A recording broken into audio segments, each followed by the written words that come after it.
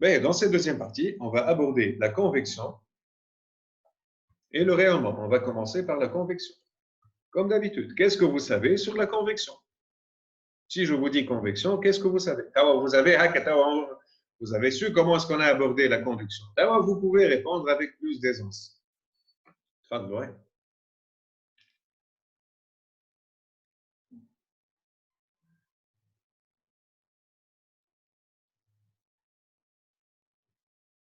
Qu'est-ce que vous savez sur Mohamed?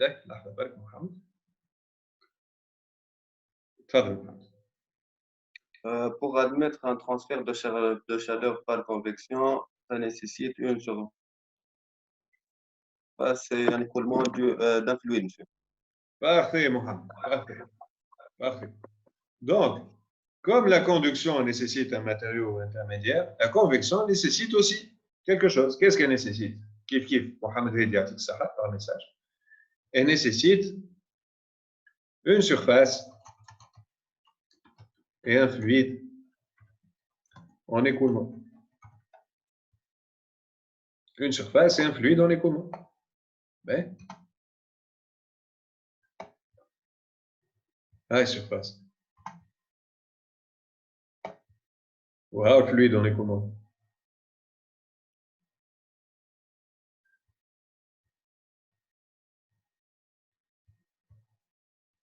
Un fluide en écoulement tout au long de la surface. Voilà. Du moment où on a une surface et un fluide en écoulement, et un gradient de température, bien sûr. Surtout le gradient de température. Ça, c'est la base de tout. S'il n'y a pas de gradient de température, on ne parle même pas de transfert de chaleur. D'accord? Donc, on laisse à part le gradient de température. Il y a convection quand il y a donc un gradient de température, mais il y a un fluide en mouvement, en écoulement et une surface. Mais, comme on l'a fait pour la conduction.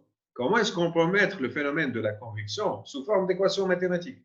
Là, ça devient facile. Là, vous savez de quoi je parle. Allez, rationne l'équation.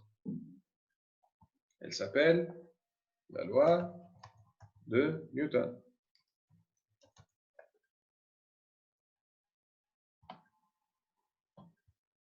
Kif kif, Q double prime con. La densité surfacique du flux de chaleur transféré par convection, il est égal à quoi? Fadl.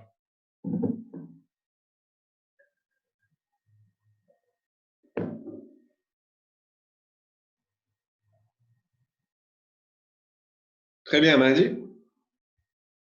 J'aime bien l'infini. Il est égal à H fois T de la surface, température de la surface moins la température du fluide.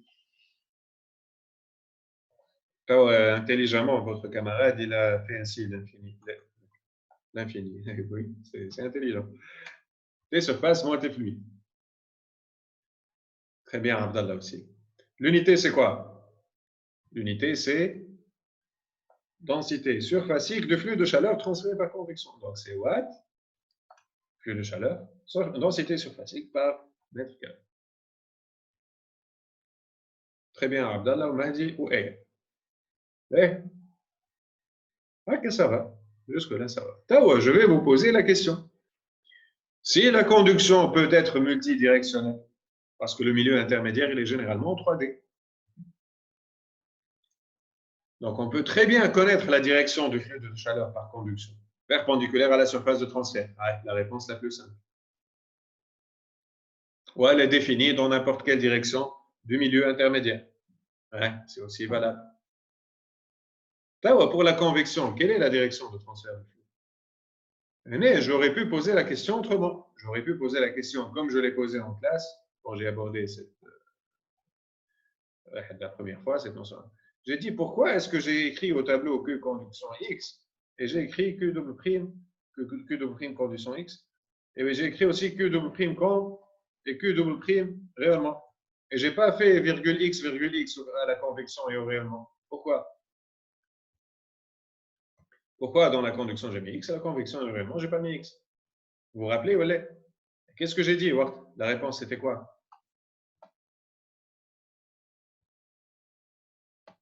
La réponse était que. Attiuni des réponses. Attiuni des réponses. Show-moi les réponses que vous pouvez donner.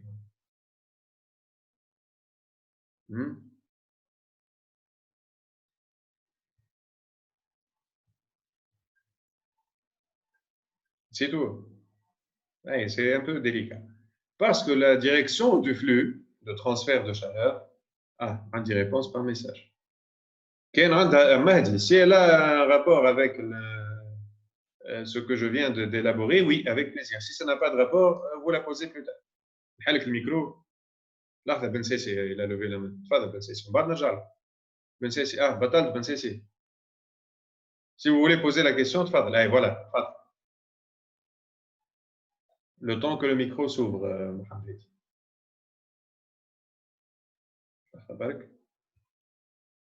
Mahdi, vous formulez votre question en même temps, soit par message. Ah, c'est bon, Ben Sessi. Tfadal.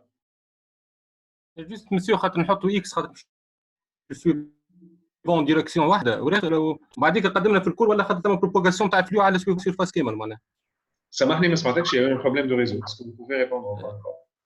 الاكس سويفون ان ديريكسيون معناها كوم الاول والاخرين بعديك نحينا الاكس اللي قدمنا في الكور خاطر ولا بروباغاسيون تاع شالور فلو كامل معناها سويفون السيرفاس.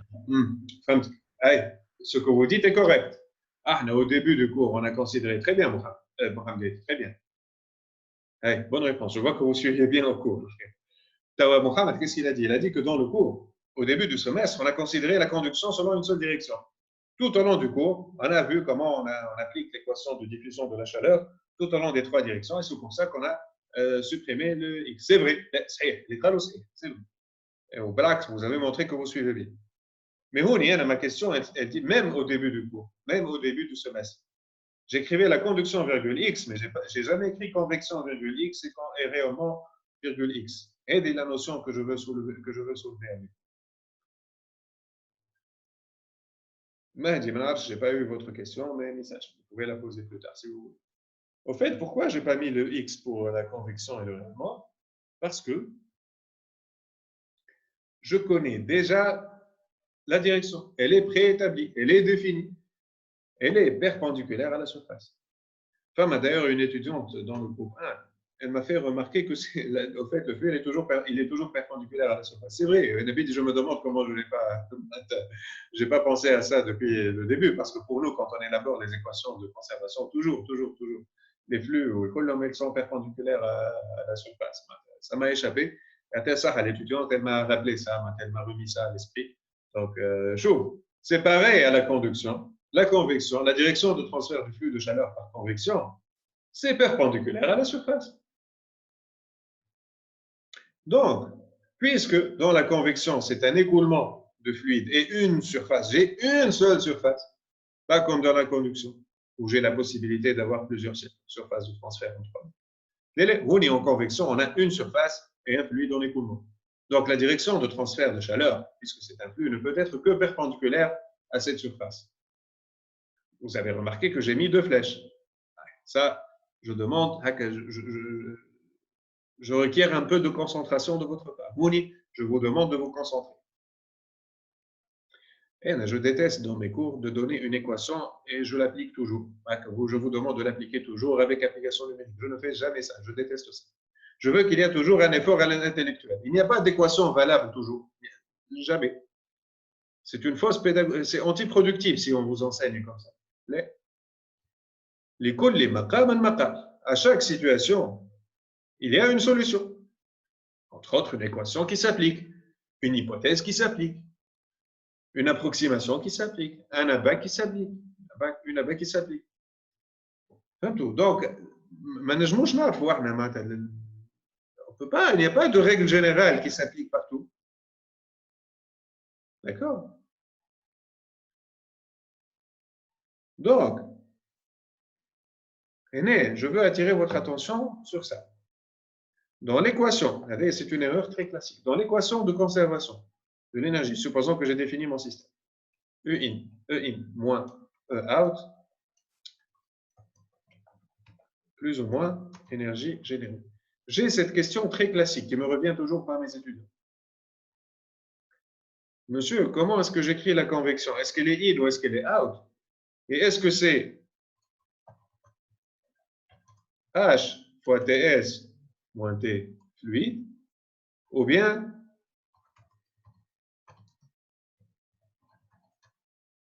H, T fluide, moins TS. Parce que moi, monsieur, j'ai vu que vous avez corrigé le TD une fois TS moins T fluide, une fois T fluide moins TS. Donc, je vais répondre à cette question. Je vous demande de vous concentrer, chouette. Le sens de déplacement de la chaleur, il est de où vers où? Du milieu dont la température est plus haute vers le milieu dont la température est plus faible. D'accord? Donc, surtout cette double flèche. Cette double flèche. Si, elle est conditionnée. Si, premier cas. Si la température de la surface est supérieure à la température du fluide, alors le sens de la flèche en noir. Le sens du flux.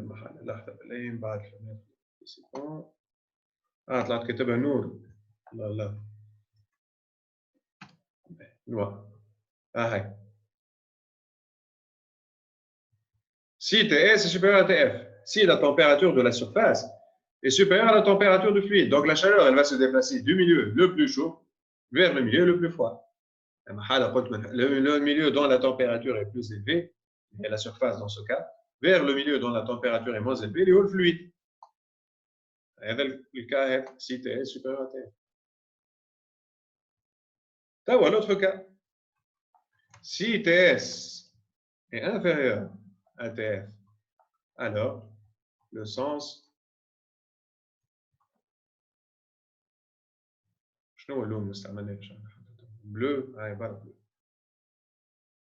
Si TS est inférieur à TF, alors le sens du flux est celui de la flèche bleue.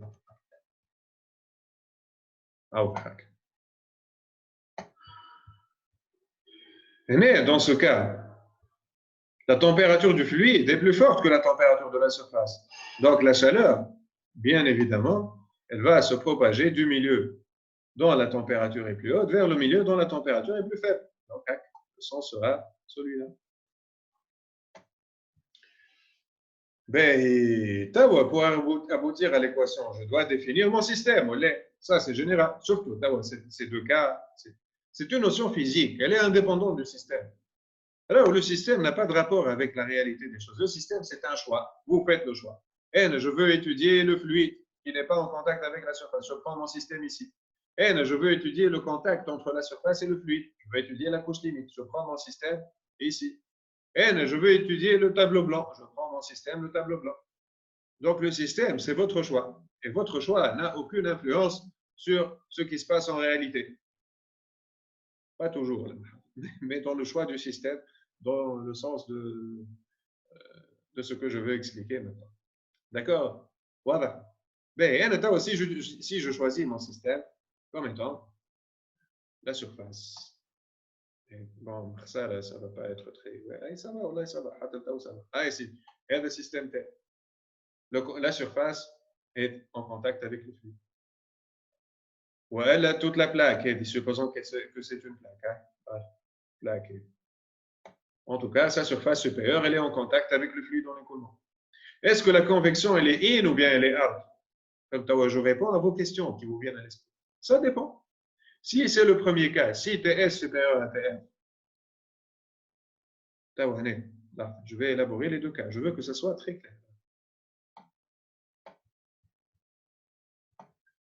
Je réponds à la question, est-ce que la convection, elle est in ou elle est out? Il y a deux cas. Alors, je vais respecter les couleurs. Si c'est le premier cas, si TS est supérieur à TF, TS supérieur à TF, donc c'est out.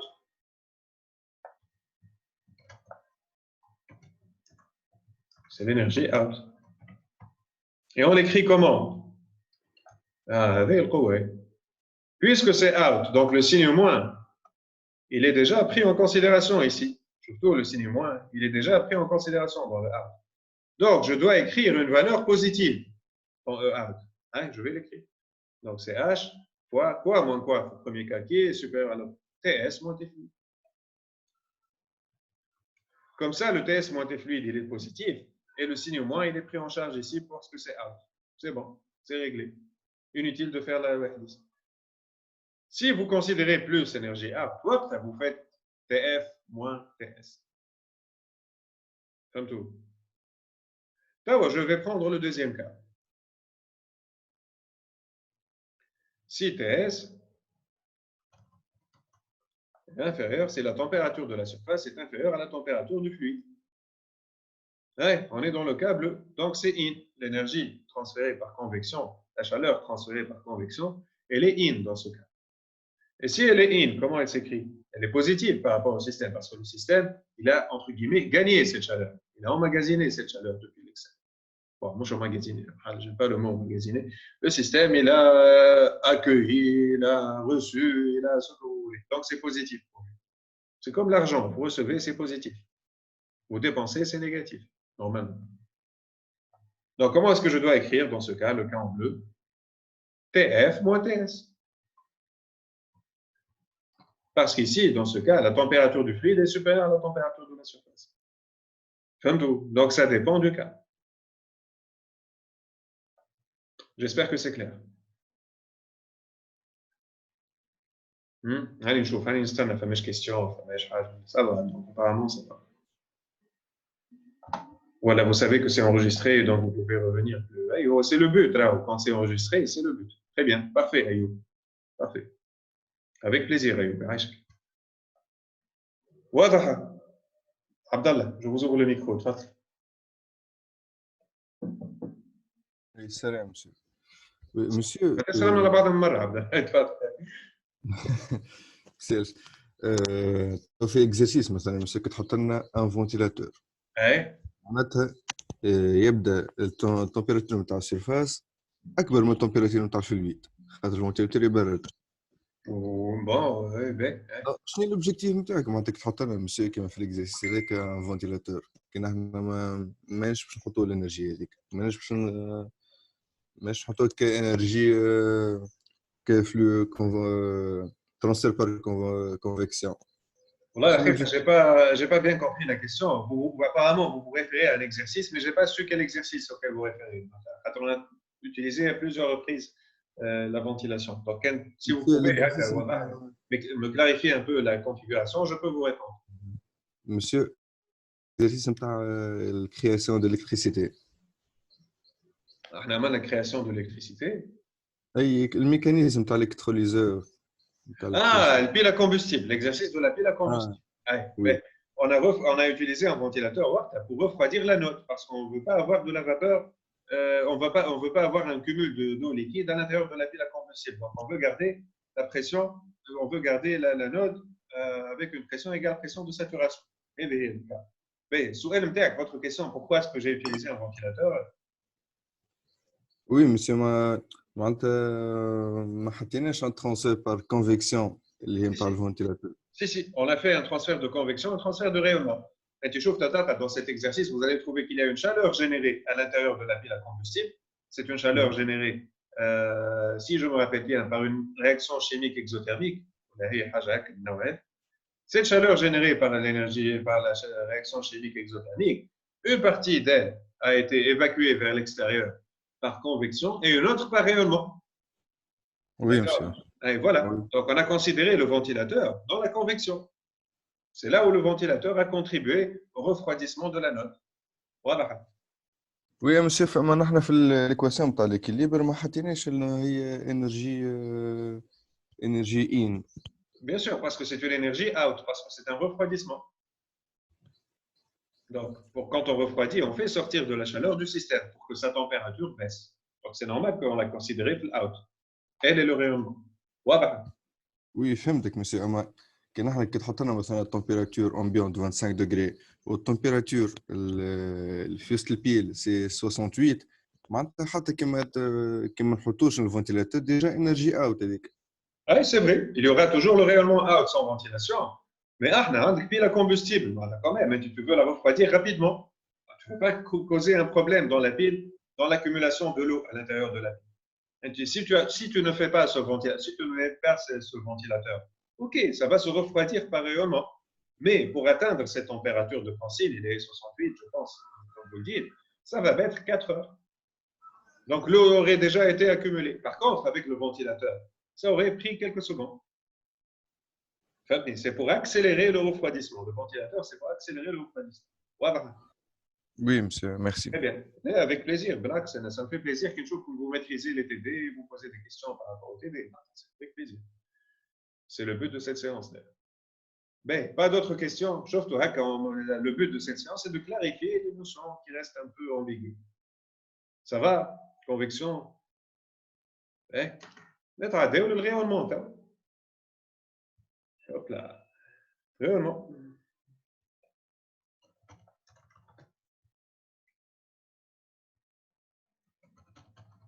Qu'est-ce que vous savez sur le rayonnement?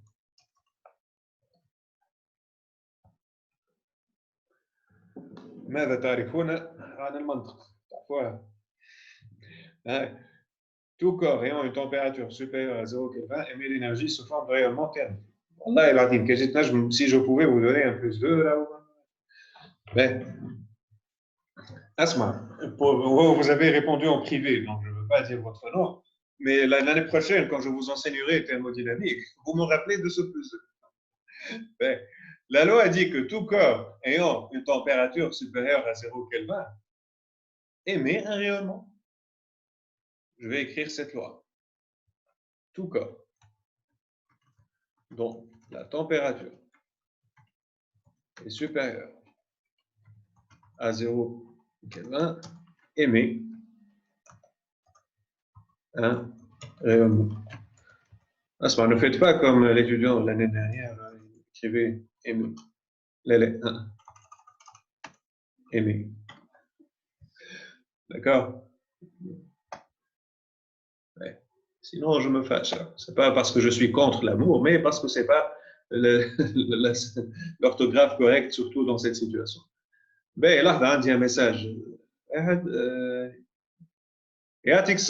Encore mieux, il se passe mieux dans le vide et ne nécessite pas un matériau intermédiaire. Parfait, vous avez tout dit. Donc, pour conduction, on a dit qu'on a besoin d'un plusieurs frères. D'accord, ça va. Donc, on a dit que dans la conduction, on a besoin d'un matériau intermédiaire. Pour convection, on a besoin d'une surface et d'un fluide en écoulement. Pour le rayonnement, on n'a pas besoin d'un milieu intermédiaire, on n'a pas besoin d'une surface et on n'a pas besoin d'un matériau aslan. Même dans le vide, on peut avoir un rayonnement. La preuve, c'est le soleil. Entre la Terre et le soleil, il y a pratiquement le vide. Et pourtant, essayez de sortir. En ce moment, vous allez sentir la chaleur du soleil. Le soleil vous envoie de la chaleur. Donc, est-ce qu'elle nécessite un matériau pour arriver? Non. Non. Donc, bon, Cyril, j'ai vu votre message. Vous partez d'une notion qui n'est pas fausse. Votre remarque, je sais d'où elle vient. Elle est vraie. Elle est vraie. Elle est vraie. Mais on va compliquer un peu le cours si on va aborder ce volet. Mais, donc, si tout corps dont la température est supérieure à 0 Kelvin, alors il est pratiquement impossible à atteindre, pour ne pas dire impossible à atteindre. Pour les ingénieurs, impossible à atteindre. D'accord, chez un scientifique, on est dans une école d'ingénieurs, 0 Kelvin, c'est impossible. Impossible. Puisque tout corps dont la température est supérieure à un rayonnement, donc finalement, tout émet un rayonnement. Mais bien sûr, je divise toujours dans mon étude, je divise toujours entre. Je considère toujours mon système. Je considère toujours mon système. C'est un choix. Je choisis mon système. Et quand j'ai fait ce choix, l'extérieur du système, il est appelé environnement. Ce n'est pas l'environnement, protection de l'environnement, c'est ce qui est en dehors du système. D'accord? Ben, comme d'habitude, un gradient de température, on ne parle pas de rayonnement s'il n'y a pas de gradient de température. Ça, c'est évident.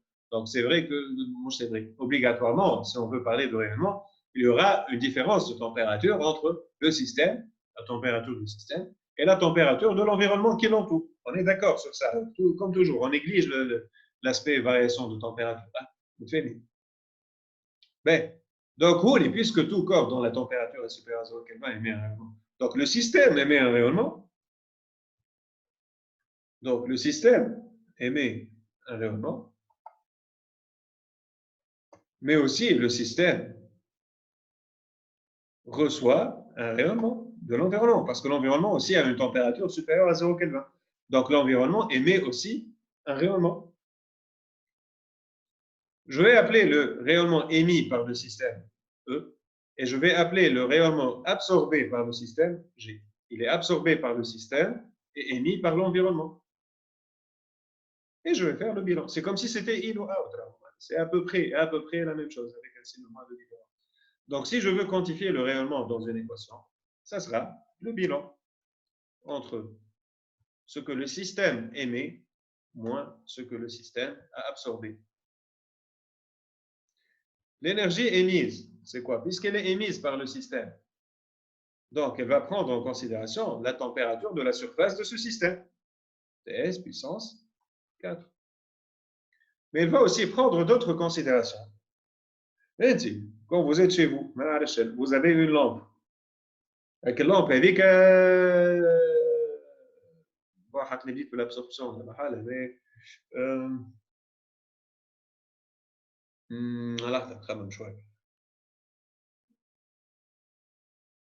بالنسبة l'émission et je change l'état de surface, quelque chose qui est. Mais, sauf toi, quand j'enseigne avec le vidéoprojecteur, voilà, vidéoprojecteur.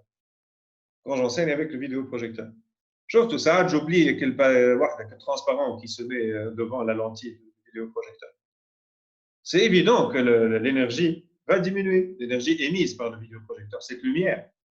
Quand elle traverse l'obstacle avec le transparent qui sert de protection, elle va être diminuée. Donc, on a un facteur qui peut influencer l'émission du rayonnement, qui est caractéristique de la surface. Vous allez mieux le comprendre pour l'absorption. Allez, j'ai dit. Donc, il y a un coefficient qui dépend de la surface, qui soit favorise l'émission de cette énergie, soit il diminue, il défavorise. Là, Mohamed dit, constant de Boltzmann, ce n'est pas alpha. Constant de Boltzmann, c'est sigma. Donc, c'est alpha, un coefficient sans unité qui caractérise la surface, fois sigma, une constante, toujours constante, sigma, toujours constante, fois avec, c'est pas x, fois la température de la surface puissance 4. L'énergie absorbée par le système ou émise par l'environnement. Ah, attention, on y a un peu de subtilité. Elle est égale à quoi? Bon, vous m'excusez parce que j'ai fait une petite erreur que j'aurais aimé que vous me corrigez. Ici, pour être conforme avec le cours. Ici, ce n'est pas alpha. Je vais réécrire. Je vais effacer et réécrire. Avec on l'a appelé epsilon. Voilà, on fait les choses correctement. Donc, E, c'est epsilon fois sigma fois T surface puissance 4. Symphonie. Je reviens. G égale alpha fois sigma fois T de quoi? Je couleur T de quoi? Puissance 4.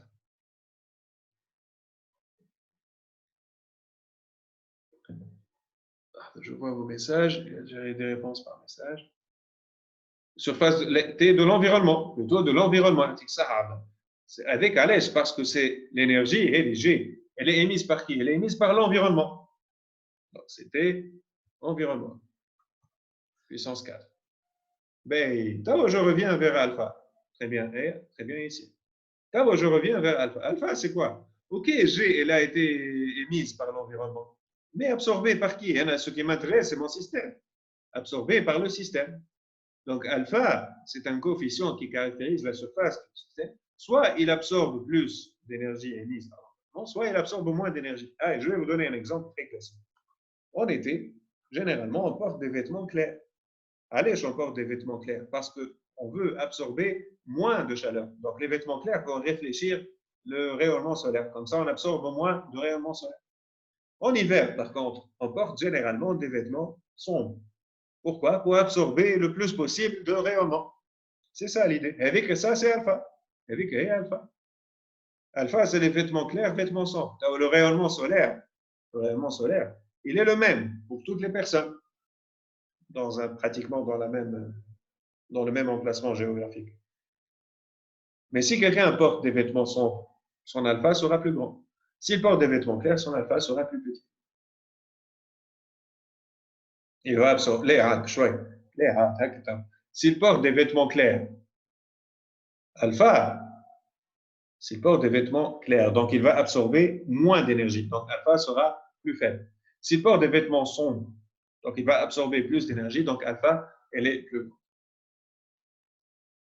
D'abord, je vais poser une question qui m'a été posée au groupe 1. Elle m'a plu, l'équation. L'équation était si le système reflète, voilà, ouais, je vais formuler ça de manière plus correcte. Si tout le rayonnement émis par l'environnement est reflété par le système. À votre avis, j'ai aimé cette question parce qu'elle arrange un peu les idées, elle organise un peu les idées. Si tout le rayonnement émis par l'environnement est reflété par le système, alpha est égal à quoi?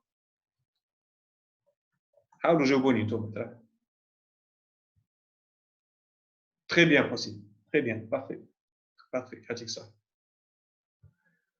Si tout le rayonnement émis par l'environnement est reflété par le système, donc le système n'absorbe rien. Donc alpha égale 0. Voilà. Très bien, parfait. Et pratiquement ce qu'on peut dire sur le rayonnement. Hey, dans l'équation de conservation, énergie stockée égale à énergie in moins énergie out, plus ou moins l'énergie générée. Est-ce que le rayonnement, il est out ou il est in? Eh?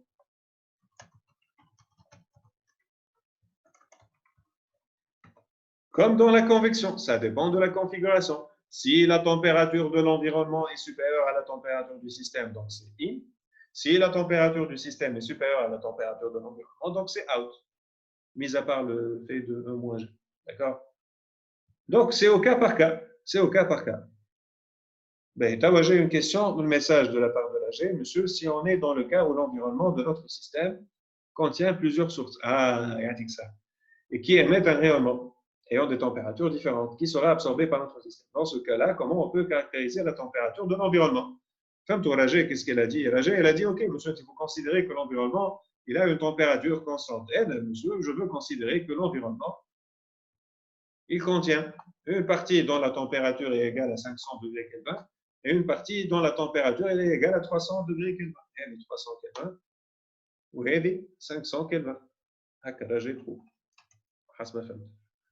Très bonne question. Au fait, on a répondu à cette question dans l'exercice de la lampe infrarouge. Vous vous rappelez l'exercice de séchage de la pièce galvanisée. Quand on a élaboré cet exercice, on a dit que la lampe infrarouge, elle émet un rayonnement. Mais aussi, l'environnement, il échange de l'énergie avec le système. Le système était à la surface.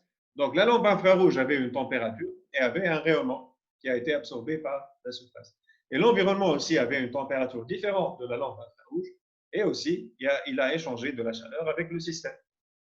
Ça, c'est une réponse à votre question, Rajé.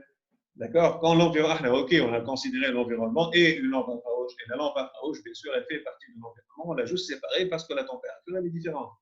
Femme trajet, donc, je vais modifier un peu l'exercice. Si j'ai 3 lampes infrarouges d'intensité différente, qu'est-ce qu'on va faire? Donc, on aura ça, c'est G1, ça, c'est G2,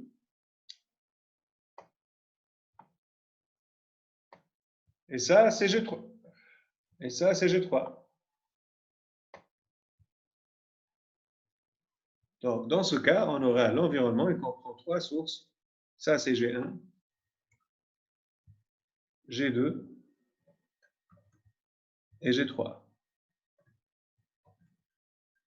G1 égale. Très bonne question, donc je vais détailler la réponse.